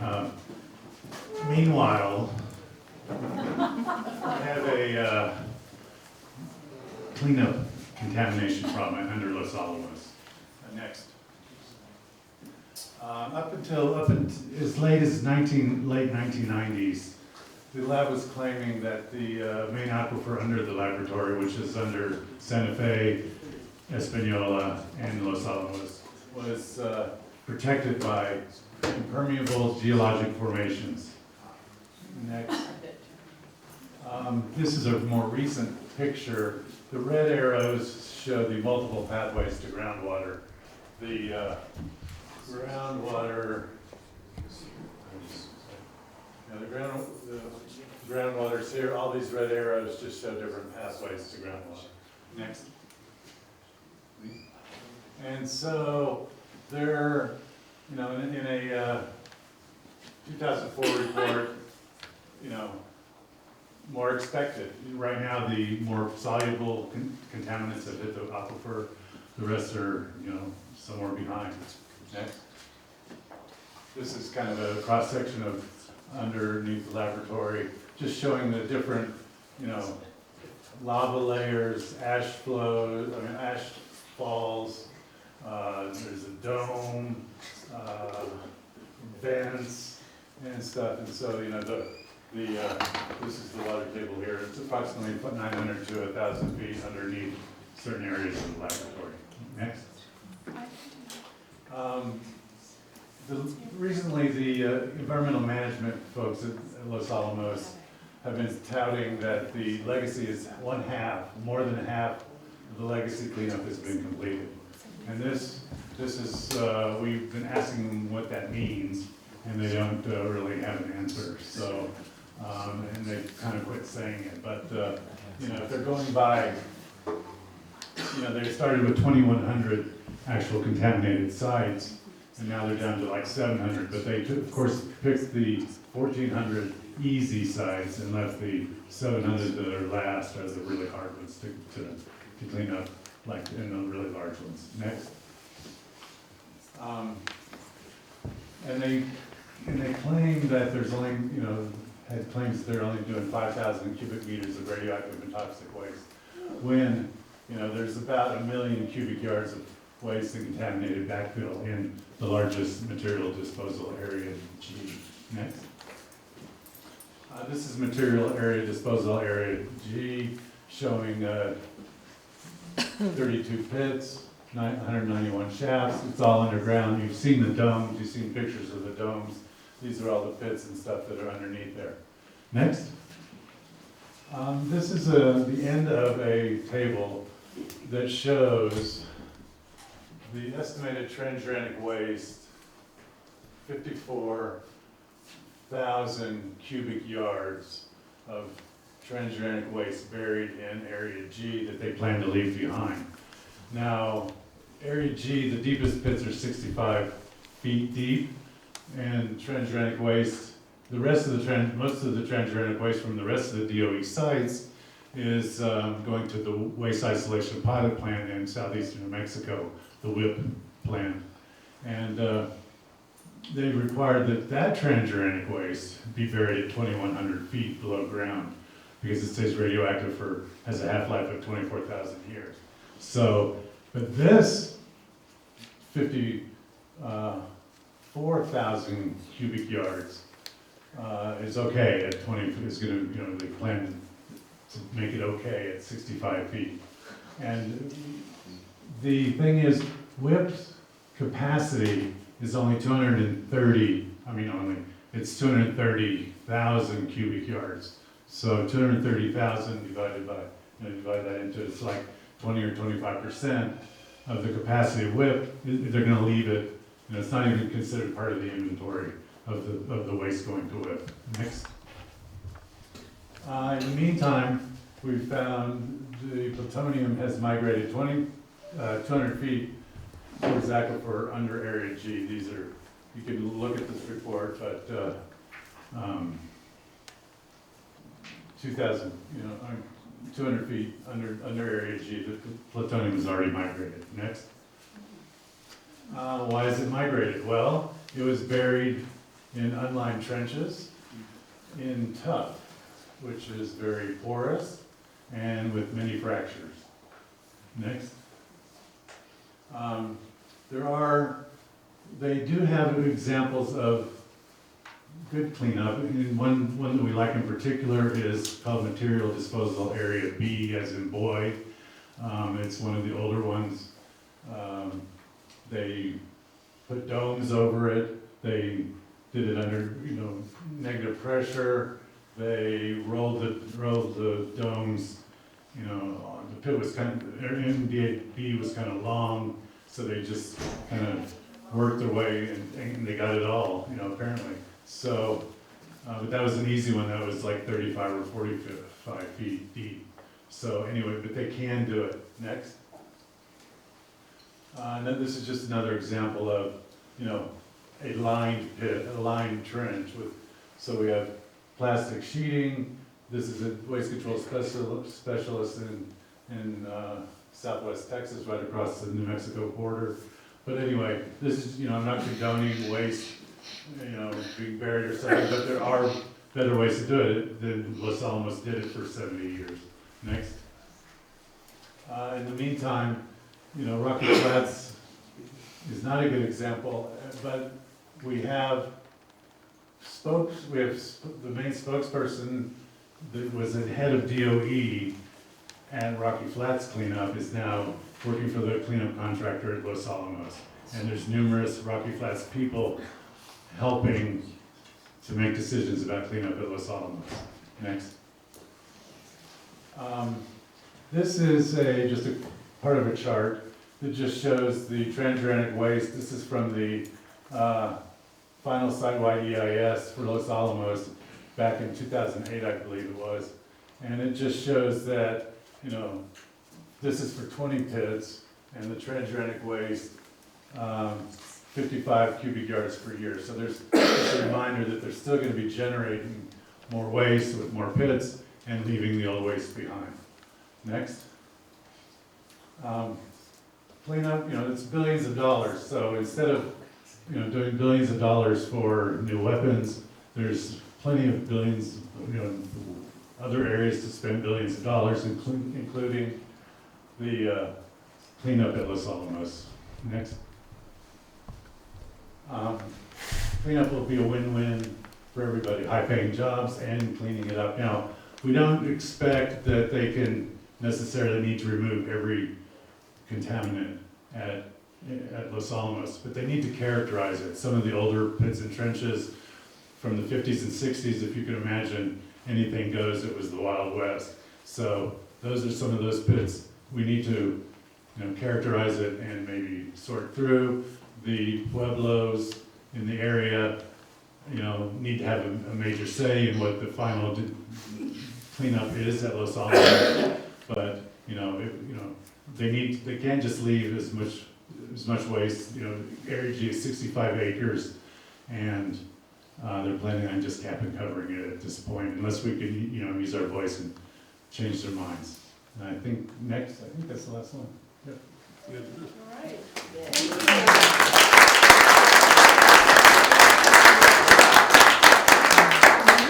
Okay, we're going to be able to get to Q&A, but Kevin, a couple of minutes on the big waste issues in New Mexico, and then again we'll get to Q&A. Hey everybody, my name is Kevin Camps, and I serve as radioactive waste specialist at Beyond Nuclear in Tacoma Park, Maryland, near Washington, D.C. It's an honor and privilege to be able to speak to you. So, in addition to all this that we've heard about, there's another problem that you need to worry about as New Mexicans. You are being targeted for a national high-level radioactive waste dump, the national high-level radioactive waste dump. So Yucca Mountain, Nevada has long been targeted for permanent burial of commercial and even defense-related high-level radioactive waste. But the state of Nevada has thrown it off for 32 years, and for very good reasons. So unfortunately, a Plan B that has reared its ugly head is called Consolidated Interim Storage Facilities. Holtec International, which is a New Jersey and Florida company, has partnered up with local municipalities in southeastern New Mexico. It's called the Eddie Lee Energy Alliance. That's the two counties and the two county seats of Carlsbad and Hobbs. And what they're proposing is 173,000 metric tons of temporary storage. Temporary is ill-defined. Will it be 40 years? Will it be 300 years? Well, actually, truth be told, it will probably be forever if it comes here. And there's actually a provision in federal law in the Nuclear Waste Policy Act that says that the U.S. Department of Energy cannot take title, cannot take ownership to commercial irradiated nuclear fuel at a temporary location unless there's an open repository. DOE's admitted there won't be an open repository in this country until at least mid-century. And the problem is, once it gets somewhere, why would you open a repository? The problem's solved, right? All the rhetoric is this is completely safe. And it's a lie. It's not completely safe. This is surface storage or near surface storage.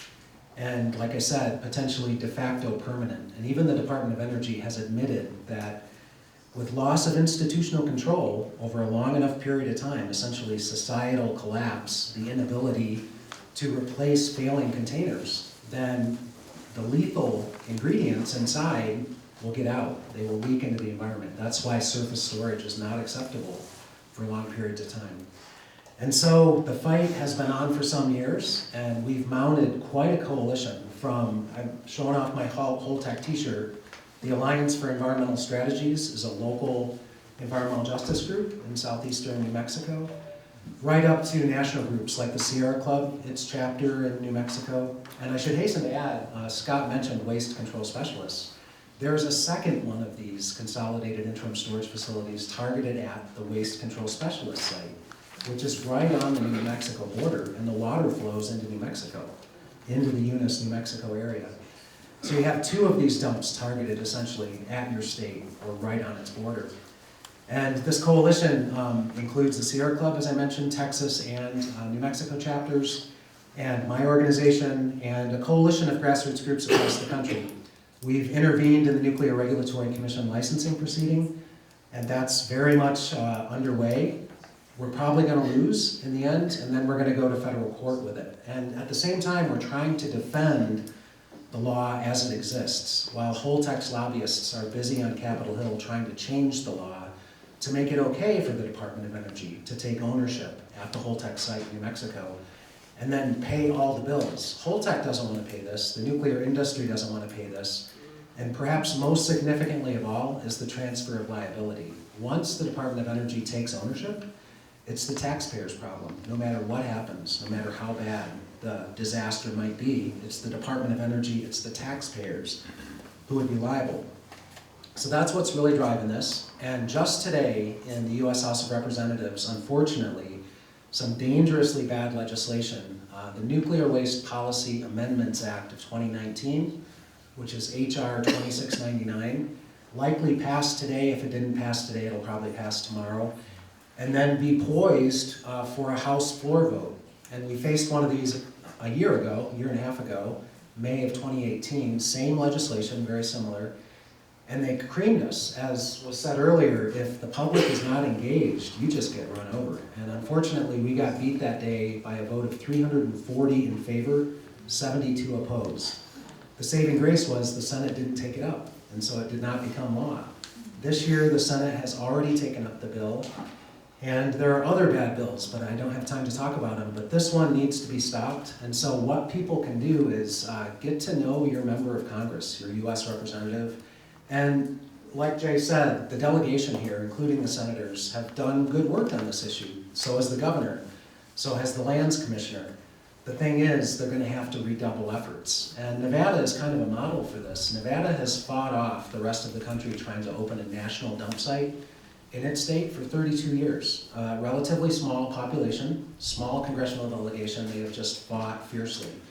And New Mexico is going to have to do the same thing. So please contact your U.S. representative and urge them to do everything in their power to block New Mexico from becoming the country's high-level radioactive waste dump. That would include cutting off any funding for this proposal, and as well as protecting the current law. And the wisdom of that law, I'll just quote Senator Bingaman when he was Energy and Natural Resources Chairman in the U.S. Senate. He said the reason for that prohibition on DOE taking ownership of a temporary site is everyone knows that it would then become a permanent site. And so he issued that warning on this back in 2012, and here we find ourselves deep in the fight. So like folks have said, when you see a good fight, jump in it, and this is one. So please help us out. Thanks.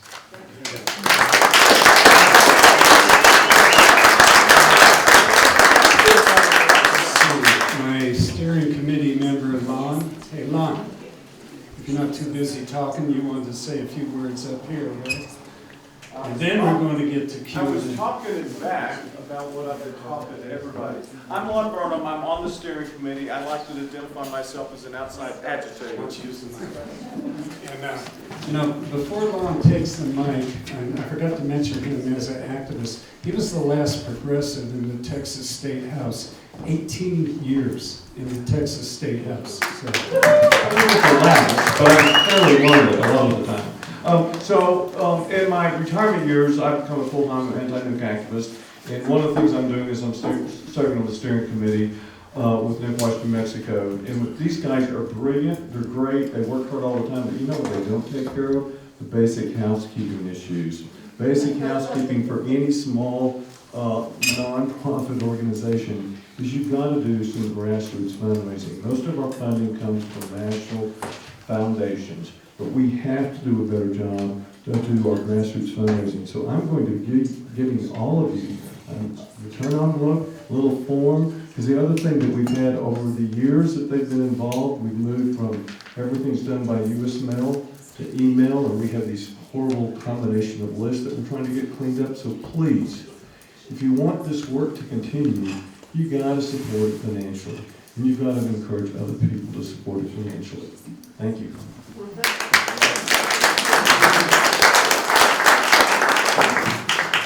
okay, we're finally down to Q&A. So I hope you all have very incisive, penetrating questions, except there is a problem. There's one thing in the way, and this is an important announcement. It's Mary Leah's, I believe, 45th birthday, right? yeah. 45th. It's her birthday. So here we go. 1, 2, 3.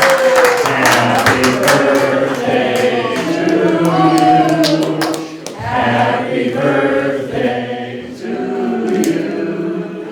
Happy birthday, dear Mary Leah. Happy birthday to you.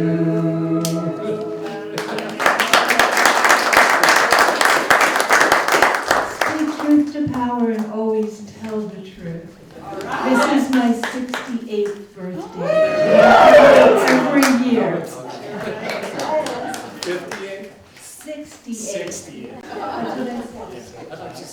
No, it's my 68th birthday. I'm proud of every year, and I hope you guys have some cake with me.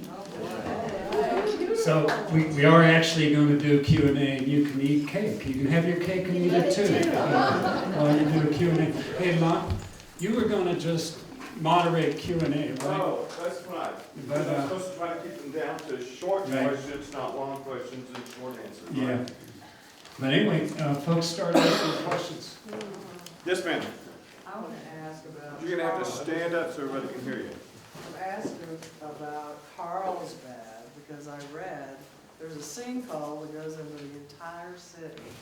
They want to bring all this waste in here and fill the sinkhole with cement. Does that sound insane to you? Is this true? It's true, and it's not saying there is a huge sinkhole, and that's the reason that whole southeastern New Mexico area is problematic. Next, thank you.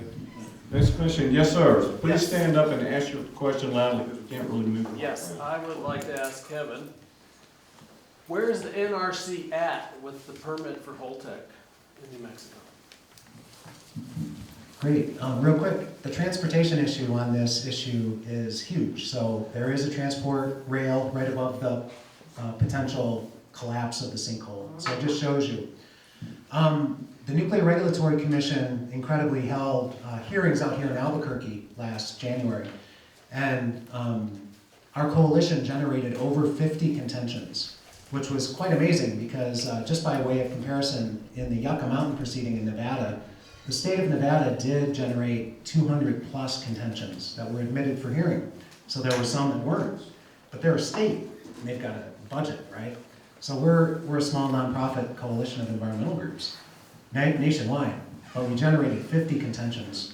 And incredibly, the Atomic Safety and Licensing Board rejected them all, either on legal standing grounds, you don't have standing to raise contentions, or saying your contentions are not worthy of a hearing. And then they quickly, this last May, it only took them a few months to get there, they said this proceeding is terminated. This licensing proceeding is terminated, it's green light. We appealed immediately to the NRC commissioners, currently 4, there's an empty seat on the commission. That's a legal appeal. They have not indicated when they will rule, but chances are it's at best gonna be a 3-1 ruling against us, we're gonna lose. And then immediately we go to federal court, the second highest court in the land, the DC Circuit Court of Appeals. So that's where it's at. Thank you. Next question, yes, ma'am. Thank you. It seems like the environmental impact statement, whether it's national or site-based, is a kind of a holy grail. We're so looking forward to it. And yet, what do we anticipate will be the results of an environmental impact statement? And will any be so adverse as to delay the plutonium fit production? I'll answer part of that. So there's several questions in there, and I'll give a short answer to part of them. Under the National Environmental Policy Act, one of the important things about an environmental impact statement or a programmatic environmental impact statement is actually the production of information for you to get. So that's sort of the first thing. Even if they do a shoddy job of analysis, they have to do analysis, and there are always background documents, and that is incalculably important. And second, if they're flagrantly off in their analysis, and they often are, it really matters to have public hearings and to have people come and talk from different perspectives about what's missing or wrong. And by law, they're supposed to and have to respond to each and every comment. Third, your comments, whether in writing or in person, are part of a legal record. When someone like us goes to litigate under the National Environmental Policy Act, we can only bring up the issues that were brought up during the public comment period. So I'll say two things to you. If you think nobody else said this, should I say this? The answer is yes. because then it becomes part of the record. Second, if somebody else said it, should I say it again? Yes, because when you go into court and there were multiple comments on something, that has its own kind of power. And the final, there's a lot I could say, but I want to say one final thing. Often, people who don't do this every day feel intimidated. You should not. You are the expert on what you think, what you see, and what you feel. You're bringing something to this process that will be absent if you do not come or if you do not write that comment letter. And finally, and this is a little bit general, but the National Environmental Policy Act helps uphold democracy just by having that process where everyone gets a say. And supposedly, they're not just disclosing to us. Supposedly, under the law, and we have sued and won when they don't do this, they are supposed to be taking what you say into account in their decision making. So it's actually a very, at its heart, intentionally democratic. And so it's just very important for all of those reasons, no matter what kind of a final product they produce. Sometimes they'll change things right there, and the final product will show you the change. And you can see where you won. But sometimes you have to litigate to get it. But you can always trace how your democratic participation has made a difference in the outcome. And I want to add to that excellent question. I previously referred to how the government has tried 4 times to increase pit production, and we've defeated them 4 times. And they were all through processes under the National Environmental Policy Act. But what I'd really like to impress upon you all is, in a sense, how rickety the federal plans are. And it's kind of a house of cards. And if they get delayed whatsoever, and this NEPA stuff is the best way I know to delay things, but if they get delayed whatsoever, and again, so often they are their own worst enemy, you know, the wheels could just start to come off of this truck that they're trying to drive. So that's really kind of my secret hope. In the past, delay has led to outright cancellation of projects.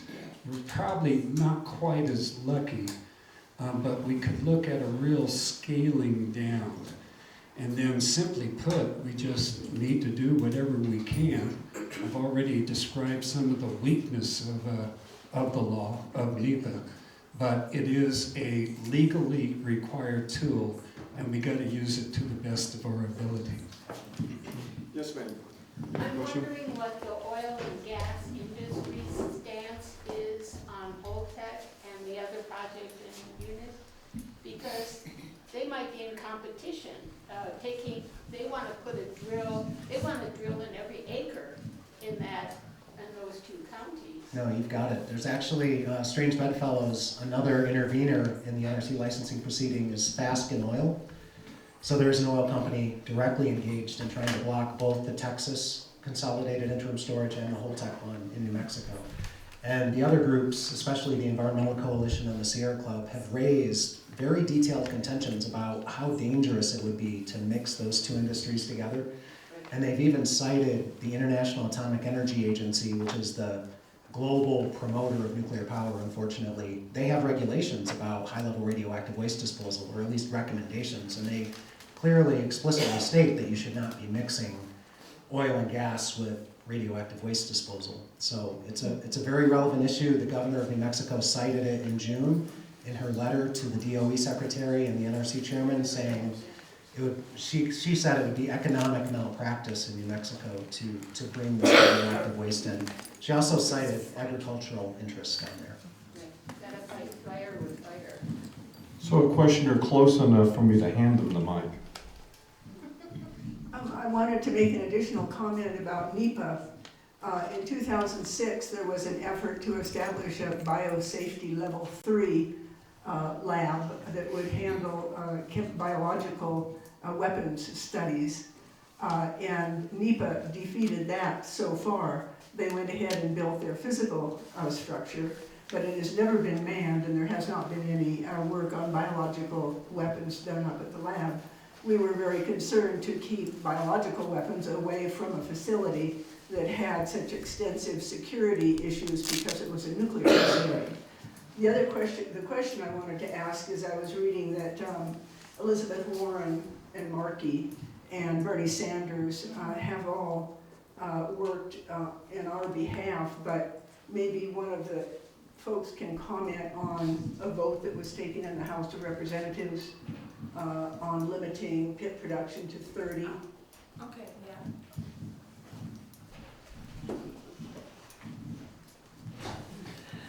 One of the things on the back table is an op-ed in The Hill that I co-wrote and that my group placed. So I think what you're describing is in the process of creating the National Defense Authorization Act, the House NDAA, this is the House Armed Services Committee, and then the House passed bill that limits authorization for plutonium pits to Los Alamos and to 30, so it's not 80 or more. The Senate version gives the DOE, the NNSA, everything they wanted and lets them have the 80 or more.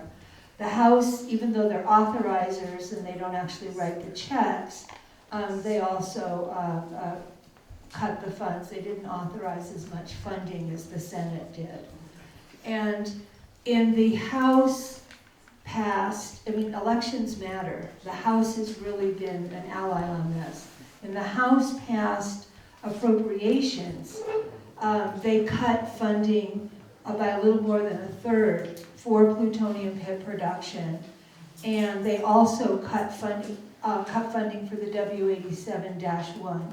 And I'm told in Congress that as the NDAA goes, so will go the appropriations bills, meaning if the House stands strong on the National Defense Authorization Act and limits it to 30 pits a year, which is too many, but better than 80 or more, and cuts the 87-1, that the appropriations process, they'll stand firm.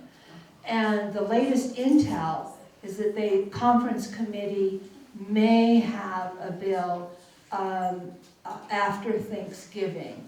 So this is a really important time to call members of the House Armed Services Committee and tell them to stand firm, call members of the Senate Armed Services Committee and tell them that the House-passed version is actually the wise version, and also to talk about appropriations, because we have not lost. Okay, it's after 8, we're gonna take like 3 more questions. Greg? Yep. Thank you, Jay, Mary Leah, Kevin, Scott, everybody, for putting on this forum. And I think it was really good. There's, we, as you know, we differ on political issues with you guys in some areas. Well, Yeah. you guys differ too in some areas. But Yes. So, for example, we don't support the House position. And I think it's important to bring up that there's really the common denominator between the Senate and the House is to turn Los Alamos into a pit factory. And it just, the discussion is how big a pit factory and how seriously people work on it. That is to say, how hard do Congress people work on it. Senator Heinrich has wrote successfully an amendment combined with Senator Graham to put the Trump 80 pit per year, which is a minimum, so the average works out to a little more than 100 pits per year, into statute. So that what is now just an executive branch requirement would become a statute. That's Senator Heinrich. Senator Udall has worked extremely hard to get all of the 80 pit per year mission at Los Alamos. So have all the rest of the delegation, and Jay mentioned, alluded to this generally.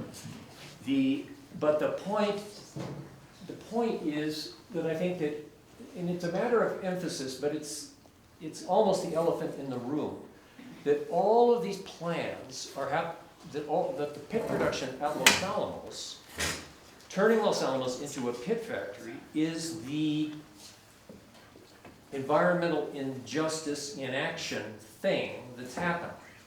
So we have Holtec, which is a really important issue, and we should all be as supportive as possible of all the work that's gone on there. But where our power is here, our real power is not as much with the W87-1 issue, which we are certainly 1,000% aligned with you on. But the real power that people have is not with things that is difficult to debate outside a classified setting and in the Nuclear Weapons Council and so forth. Things which are going to generate literally thousands of tons of nuclear waste and bring more than 100 times the WIP shipment volume, rather mass, through our communities. These are things that are quite present here. The waste that we and Scott care about, there's more than 18,000 drums of transuranic waste already packaged. There's no way to get it off the hill now, and the generation of new transuranic waste will make it very difficult to get off the hill. We were just at the safety board in Washington, two of us, and we said, oh my gosh, it looks like they're never going to be able to get that off the hill, and the 5 safety board staff members just made the Cheshire Cat smile and said, now you get it. You are getting it. And the safety standards for the handling of that waste over by the San Ildefonso sacred area are over 2 orders of magnitude more lax than the waste that's handled in the heart of the lab. So we have massive environmental injustice issues and related issues, and we must fight this however we can. And everyone has been, in our view, correct about all of the action suggestions that have been brought forward. The one thing to add about the NEPA role is that it helps the agencies become self-conscious. So the process within the agencies, Joe says, oh my God, you're telling me to put this in